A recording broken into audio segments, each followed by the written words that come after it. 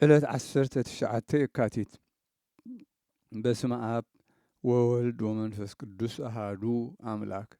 ዕለት 19 የካቲት በዛ ዕለት እዚኣ ናይ ቅዱስ አባ መርትያኖስ መነኮስ ስጋኡ ካብ ሃገር አቴና ናብ ሃገር አንጾኪያ ዝገዓዘሉ መዓልቲ እዩ።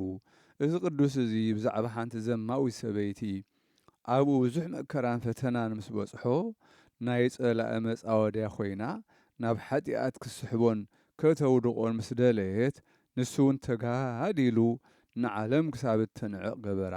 ኣብ ንስሓ ኣእትዩ መነኮሳይት ከም እትኸውን ገበራ። ካብኡ ገዲፍዋ ናብ ሓደ ወደብ ከደ። ካብኡ እውን ናብ ብዙሓት ዓድታት ከደ።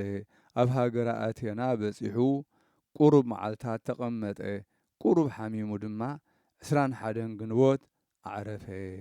ብፁእ ጴጥሮስ ኣብ ሃገረ አንጾኪያ ሊቀ ጳጳሳት ምስ ተሾመ ብዘበን ፋላርያኖስ ንጉስ ከሓዲ ናብ ሃገር አቴና ካህናት ልኢኹ ከምጽእዎ ኣዘዞም።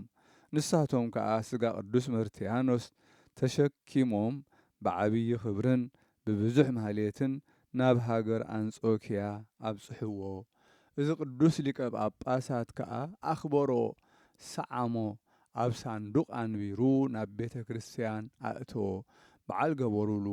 በረኸቱ ምሳና ትኹን ንዘለዓለም ዓለም አሜን።